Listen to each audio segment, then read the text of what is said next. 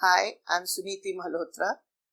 Welcome to my LifePage. I am going to talk about the school administration, but before that, I would like to tell you something about myself. I was born in Ranchi. I studied my education in Loreto Convent, Nagpur. After I passed my Loreto Convent, I had my college education in Ranchi Women's College, and then my further education. I appeared for my MA and then my BEd. I joined the institution in 1975, where I started working by teaching the baby pre-nursery classes. Later, I rose to the position of looking after the school.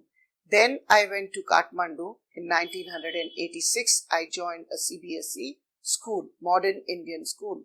After I joined that, in a year's time, I was able to look after the complete administration of the school, and shortly after that, I was appointed as the vice principal of the school.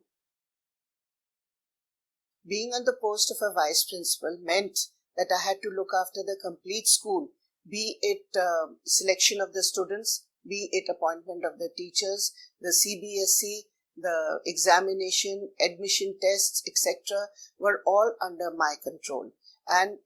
But this was done on the leadership quality, because the work was given to different teachers and they administered the job according to the best of their ability. I always saw to it that the teachers prepared whatever they had to do about the selection of the student or appointment of the teachers. Or the first is the person should be well-read. In well-read, we mean that the teacher should have the proper qualifications and she should be able to communicate with the children what she wants to explain to them. If she is unable to communicate with the children will never learn what the teacher is trying to explain to them. The second is leadership.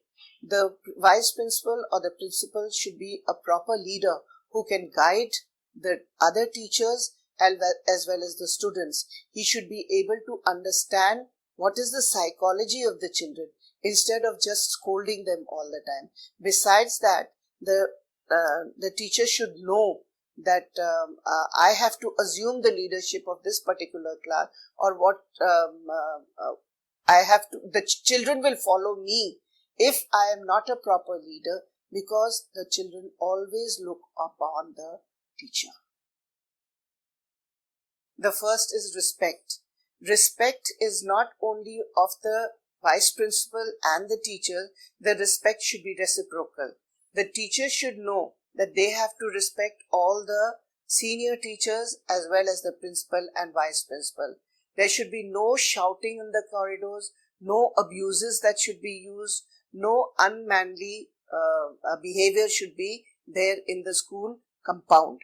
When the students see this, they automatically learn to respect the teachers whom they come under, and also the respect corresponds to the workers, the helpers.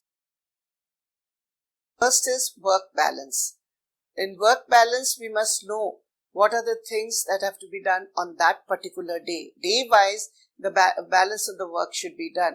What work has to be done, how the assembly has to be taken, after the assembly, how the children have to be dispatched to the various classes, and which teacher should be there to report if a teacher is absent. After this work balance is done, then what are the things that our planner has been made? What are the things that the teacher should do on that particular day? What are the topics? This has to be discussed by the teachers who are teaching corresponding subjects in the area. Plus, if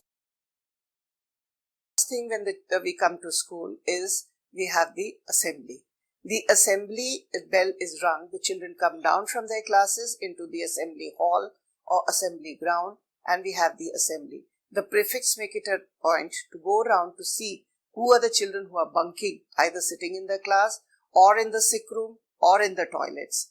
We bring them down, make them stand aside to attend the assembly, and then talk to them after the assembly, making them understand what is the importance of assembly.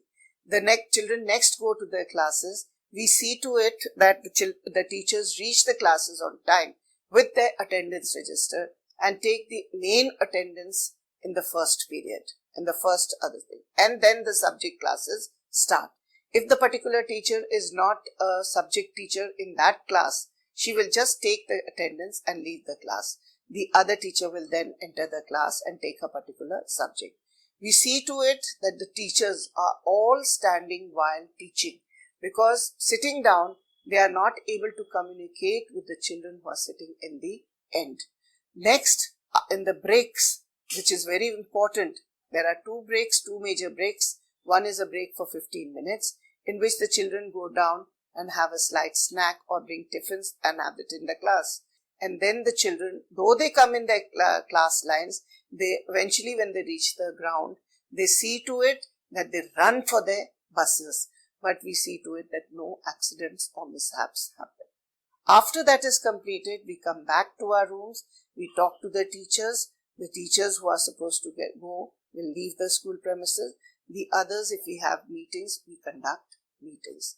And that is how we finish our school administration work for one particular day.